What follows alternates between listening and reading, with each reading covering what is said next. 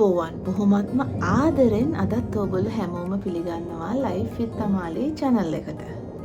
අද ඔයගොල්ලන්ට මම විශේෂ දෙයක් ගැන කතා කරන්න ඕනේ කියලා හිතුවා. පොඩි සද්ද හොනොත් මේ වෙන්න එපා. මේ එළිය වීඩියෝ කරන්නේ. කතා කරන්න හිතුවේ තව එක අලුත් දෙයක් මෙහි විශේෂයෙන් ඉන්න අයට වැදගත් වෙන දෙයක්.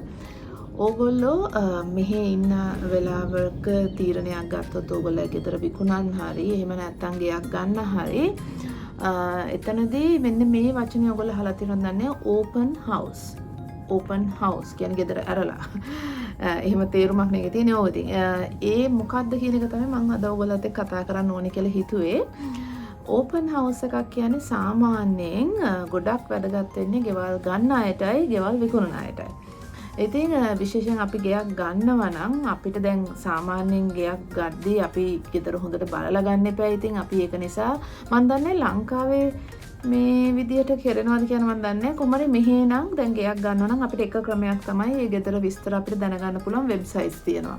ඉතින් මේ වෙබ්සයිට්ස් වලට ගිහිල්ලා අපිට ගෙදර තොරතුරු දැනගන්න පුළුවන්. ගෙදර කොච්චර කාමර ප්‍රමාණයක් තියෙනවද? ගෙදර කොහෙද තියෙන්නේ? ඇඩ්‍රස් එක මොකක්ද? ඊට පස්සේ ගෙදර මේ ඒ වර්ගාඩි ප්‍රමාණය මේ හැමදේම අපිට ඒ වෙබ්සයිට්ස් වලින් දැනගන්න පුළුවන්. හැබැයි ඉතින් සමහරලාට පින්තූරවල තියෙන දේම නෙමෙයිනේ ඇත්තටම ගෙදර තියෙන නේද? මොකද මිනිස්සුන්ට පින්තූර වලින් අද ගොඩාක් දේවල් කරන්න පුළුවන්. ඉතින් මොකද ඇත්තට මේ ගෙදරට ගියාම මේ ගෙදර අපිට දැනෙන්නේ නැත්නම් ඉතින් කොච්චර පින්තූර වල ලස්සනක් තිබුණත් වැඩක් නැහැ නේද? ඉතින් ගොඩක් වෙලාවට ඒක නිසා මෙහි තියෙන එක විදිහක් තමයි මෙහි දැන් රියල්ටර් කෙනෙක් හරහා නැති වුණත් තමන් තනියෙන් ගෙදර වික්කත් මේක කරනවා. විශේෂයෙන් රියල්ටර් කෙනෙක් ඉන්නවා නම් ඕපන් හවුස් එකක් ගොඩක් වෙලාවට තියෙනවා. ඒක හරි පහසුයි. ඒක ලේසි. අපි හිතමු දැන් ඒ රියල්ටර් බාර වෙලා ඉන්නවා නම් යම් කිසි ගයක් විකුණන්න. එතකොට ඒ රියල්ටර්ට හරි ගෙදර අයිතිකාරයට නම් ගොඩක් වෙලාවට අපි කතා කරනවා අඩුයි. මොකද ගෙදර අයිතිකාරයා නෙමෙයි නම් ගෙදර ඇඩ්වර්ටයිස් කරලා තියෙන. ඒ කියන්නේ ගෙදර මේ විකුණනවා කියලා මේ දැන්වීම දාලා තියෙන ගෙදර අයිතිකාරයා නෙමෙයි නම් ගොඩක් වෙලාවට රියල්ටර් තමයි අපි කතා කරන්නේ. ඉතින් කතා කරාම දැන් බයර්ස්ලා ගොඩාක් ඉන්නවනේ ගේ ගන්න කැමති අය. ඉතින් ඒ කැමති හැමෝම එක දවසක කතා කරලා අද අපිට එන්න පුළුවන්ද හෙට අපිට එන්න පුළුවන්ද ගේ බලන්න කියලා අහහා ඉන්නකොට ඒක හරි කරදරයක් නේද? ගෙදර ඉන්න මිනිස්සුන්ටත් හරි බදයක් නේ මේ මිනිස්සු එනකොට ඉන්න ඕනේ එක්කෝ එළියට බහැලා ඉන්න ඕනේ. ඉතින් මොකද සමහරවිට ඒ ගෙදර මිනිස්සු ඉන්නේ නැහැ ගේ ගනුදෙනු කරුවෝ බලන්න එන වෙලාවට.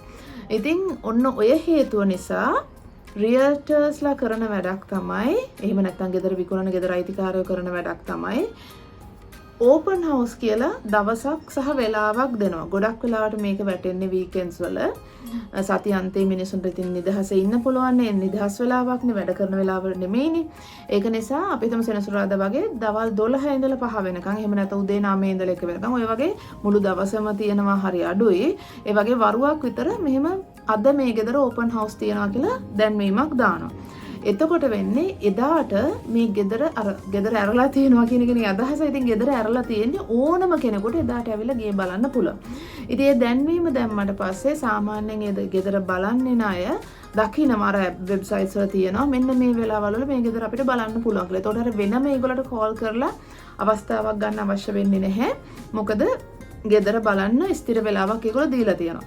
සමහරලාට මේක සති දෙක තුනක් කරනවා මේ සතියෙත් පෙන්නනවා ඊළඟ සතියෙත් පෙන්නනවා ඊළඟ සතියෙත් පෙන්නනවා එහෙම සමහර වෙලාවට නම් පළවෙනි ඕපන් හවුස් එකෙන්ම ඒගොල්ලන්ට ගැනුම් කරුවෙක් හම්බුනොත් එදායින් පස්සේ ආයෙක පවත්වන්නේ නැහැ මොකද සමහර ඇත්තටම මේ අර ඩිමාන්ඩ් එක වැඩි ඉල්ලුම වැඩි පැතිවල ගයක් විකුණනවා කියලා දාපු ගමන් සමහරලාට පැය කිහිපයකිනුත් ගෙදර විකිනෙනවා සමහර පැති තියෙනවා ඉතින් ඒකත් වෙලාව තමයි ඉතින් අනිත් එක පැත්ත විතරක් නෙමෙයි බලපාන ගොඩක් හේතු තියෙනවනේ ගයක් විකිනෙන්න ඉතින් ඒ ගෙවල් වලට ඒ කියන්නේ සමහර ගෙවල් වලට ඉතින් ඕපන් හවුස් දෙක තුනක් කරන්න ඕනේ ඊටත් වැඩිය සමහරට කරන්න වෙන්න පුළුවන්. ඉතින් මාස ගණන් ගෙදර මාකට් එකේ තියෙනවා විකුණු ගන්න විදිහක් නැතුව. ඉතින් එහෙම අවස්ථාවලු තියෙනවා නැතුව නෙමෙයි. නමුත් විකුණන වෙලාවට හුඟක් හොඳයි. එහෙම දැන් අපි අපේ ගෙයක් විකුණනවා වුණත් ඕපන් හවුස් එකක් කරනවා නම් ඒක හරි පහසුයි. මොකද ඒ වෙලාවට ගොඩක් වෙලාවට ගෙදර අයිතිකාරයෝ කරන්නේ ගෙදරින් අයින් වෙලා ඒන ගැනුම් කරුවන්ට ගේ බලන්න අවස්ථාව දෙනවා.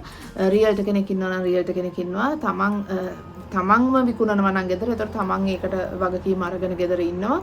අර ගෙදර හැමෝම ඉන්නේ නැහැ. හැබැයි එක්කෙනෙක් ඉන්නවා ඒ වගකීම අරගෙන. එතකොට එයාට පුළුවන් ගෙදර පෙන්වන්න. එහෙම ඉන්නවා කියලා ඒගොල්ලෝ වටේම ගේ බලන්න එහෙම ඕගොල්ලෝගේ පස්සෙන් එන්නේ නැහැ. ඉතින් ඕගොල්ලෝ පුළුවන් නිදහසේ උඩට ගිහිල්ලා පල්ලෙහාට ගිහිල්ලා බලන්න තියෙන ඒ දේවල් බලන්න පුළුවන්.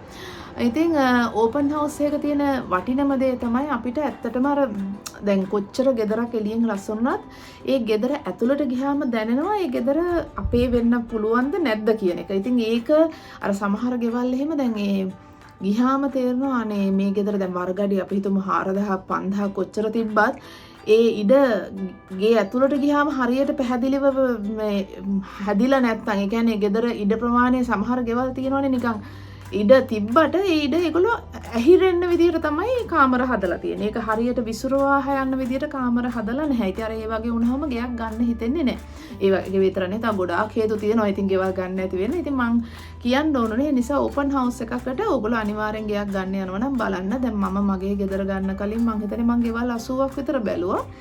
මාස 8ක් විතර. ඉතින් මොකද ඒක Tamanට එකක් හිතට හරියන ගයක් වෙන්න ඕනේ. අනිත් එක ඉතින් අනිවාර්යම ඊළඟ දේ තමයි මුදල් පැත්ත බලන්න ඕනේ. Tamanට ගයක් ගන්න අවශ්‍ය අපිට ආස තියෙන ගෙවල් සමහරට අපිට ගන්න බෑ මිල වැඩි. එතකොට එහෙම එහෙමත් ප්‍රශ්න තියෙනවනේ. ඉතින් සමහර ගෙවල් ආස වුණාට ඒක වෙන කෙනෙක් ඊට වැඩි ඔෆර් එකක් දීලා තිබුණොත් වැඩි මුදලකට ඒගොල්ලෝ ගන්න කැමති කියලා තිබුණොත් ඉතින් එහෙම වුණොත් ඔන්න එතකොටත් අපිට ඒ ගේ නැති වෙනවා. ඉතින් අපි දන්නේ නැහැ. ඉතින් රියල්ටර් කෙනෙක් හැටියට ගෙයක් විකුණද්දි හෝ ගෙයක් ගනිද්දි කරන ලොකු කාර්යභාරයක් තියෙනවා. ඒකත් මම තව වීඩියෝ එකකින් ඔයගලට අරගෙන එන්නම්. ඕපන් හවුස් එකක් කරද්දි මට තව චූටි දේවල් ටිකක් ඔයගලට කියන්න ඕනේ. විශේෂයෙන්ම ඕපන් හවුස් එකක් කරන කෙනෙක් නම් ඔයා ගෙදර තමන් තනියම විකුණනවා නම් රියල්ටර් කෙනෙක් නැතුව අනිවාර්යයෙන්ම ඕපන් හවුස් එකේදී ඒක ඇඩ්වර්ටයිස් කරන්න ඕනේ අනිවාර්යයෙන්ම. මේ අර පාරවල් අයිනේ බෝඩ්ස් දාන්න පුළුවන්, ඒ වෙබ්සයිට්ස් වල ඇඩ්වර්ටයිස් කරන්න පුළුවන්. ඒ වගේ ගොඩාක් විදිවලින් ඇඩ්වර්ටයිස්. මොකද ඔයා ඒක දවස් ඇරලා තියනවා කියලා මිනිස්සු නැත්තම් දන්නේ නැහැ නේද? මොකද සමහරවිට මිනිස්සු ඔය සතියන්තේ කරන දෙයක් තමයි ඒ තමන් ඒ ගන්න බලාපොරොත්තු වෙන පාරවල් වල නිකන් ඇවිදිනවා, ඩ්‍රයිව් කරන සමහරට එකක් දෙකක් ඒගොල්ලෝ දැනුවත්ව යනවා. ඉතින් ඒ අතරමැදදී අර පාරේ බෝඩ් දැක්කොත් අනිවාර්යයෙන් මේක දරත් ගිහිල්ලා බලමු කියලා බලනවා ගිහිල්ලා. එතකොට දෙවෙනි කාරණාව තමයි ඔගොල්ලෝ අනිවාර්යෙන් ගෙදර විස්තර ඇතුළත් පත්‍රිකාවක් ගෙදර මුද්‍රණය කරලා තියෙන්න ඕනේ ඒ එන අයට අරගෙන යන්න. ඒක වැදගත් වෙනවා. මොකද අපි ගෙවල් සමහරලාට 5ක් 10ක් දවසකට බැලුවොත් අපිට මතක නැහැ කොයි ගෙදරද බැලුවේ කියලා. ඉතින් ඒක නිසා ඒ ගෙදර පින්තූරත් එක්ක ගෙදර තොරතුරුත් එක්ක අනිවාර්යයෙන්ම කොලයක් ලෑස්ති කරලා තියන්න මුද්‍රිත පත්‍රිකාවක්. මොකද එතකොට එන ගැනුම් කරුවන්ට ඒක හරි පහසුයි. මොකද ඒගොල්ලෝ අර ගෙවල් 10ක් විතර බලලා ගියාම ගෙදර ආවට පස්සේ මේක තමයි අපි මේ ගෙදර තියෙන කියලා විස්තර ටික ඒගොල්ලෝ ළඟ තියෙනවා. ඊළඟට තමයි ඔයාගේ contact details. ඔයාගේ ගෙදර අයිතිකාරයා නම් එහෙම නැත්නම් රියල්ටර් නම් contact card එකක් අනිවාර්යයෙන්ම තියලා තියන්න. ඒන ගැලුම් කරුවන්ට ඔයාගේ contact details ටික ගන්න පුළුවන්. එතකොට ඔයාගේ phone number එක, email address එක අනිවාර්යයෙන්ම මේකේ තියලා තියෙන්න ඕනේ. එතකොට ඒගොල්ලන්ට පුළුවන් ඕපන් හවුස් එකෙන් පස්සේ වුණත් ඔයගොල්ලන්ට කතා කරන්න. ඔයගොල්ලෝ ඒ ගෙදර ගන්න බලාපොරොත්තු වෙනවා නම් ඒකට ඉල්ලුම් පත්‍රයක් යොමු කරන්න වෙන්නේ එක්ක ගෙදර අයිතිකාරයට එහෙම නැත්නම් රියල්ටර්ට. ඉතින් එතකොට ඒ contact detail අනිවාර්යෙන් අවශ්‍ය වෙනවා. ඊළඟ දේ තමයි මේවා අත්‍යවශ්‍ය දේවල්.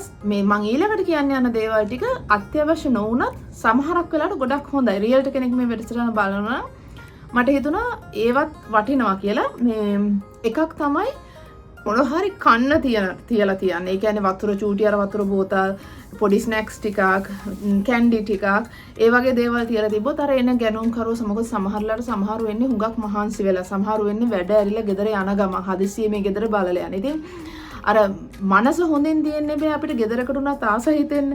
ඉතින් අනිවාර්යයෙන්ම අර ඒගොල්ලගේ මනස රිලැක්ස් කරන්න, ඒ මනසට මේ ගෙදර ආස හිතන විදියට මේවා කරන්න. ඉතින් ඒ හැම දෙයකටම අර එහෙම පොඩි වෙල්කම් එකක් තියනවා කිව්වොත් ඒක ඒ කියන්නේ එතකොට හිතෙනවා අනේ මේ ගෙදර අපිව ආදරෙන් පිළිගන්නවා වගේ ගතියක්. ඉතින් ඒක අපි කරන්නේ ව්‍යංගාර්ථයෙන් මේක විකුණ ගැනීම සඳහා වුණත් අර ගෙදර බලන්න එන කෙනාට ඒක හරි ලොකු වටිනාකමක් වෙන්න පුළුවන්. සමහරවිට ඒගොල්ලෝගේ තීරණය වෙනස් වෙන්නේ ওই දේවල් බලපාන්න පුළුවන්. ඉතින් ඒක නිසා අනිවාර්යයෙන්ම එහෙම මේ කෑම මොනවා හරි දෙයක් ලොකු දේවල් නෙමෙයි පොඩි ස්නැක්ස් ටිකක් එහෙම තියලා තියන්න පුළුවන්. හැබැයි ඒවා විශේෂයෙන්ම තියෙනකොට මේ ඇමරිකාවේ වගකීමෙන් ඒවා තියන්න ඕනේ, වහලා තියෙන්න ඕනේ.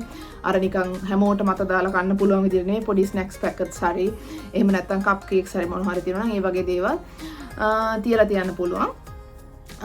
ඊළඟ දේ තමයි ඕගොල්ලෝ අනිවාර්යයෙන්ම මේ ගෙදර සම්බන්ධව ඒ ඇප්ලිකේෂන් බාර ගනිද්දි ඩෙඩ්ලයින් එකක් තියලා තියන්න. එතකොට එකට කැමති අය ඉන්නවා නම් මෙන්න මේ දිනේට කලින් ඉල්ලුම් කරන්න කියලා. එතකොට ඔයගොල්ලන්ට ඇත්තටම ගෙදරට අවශ්‍ය කැමති අය හැම කෙනාම එදාට ඒකට ඉල්ලුම් කරાવી.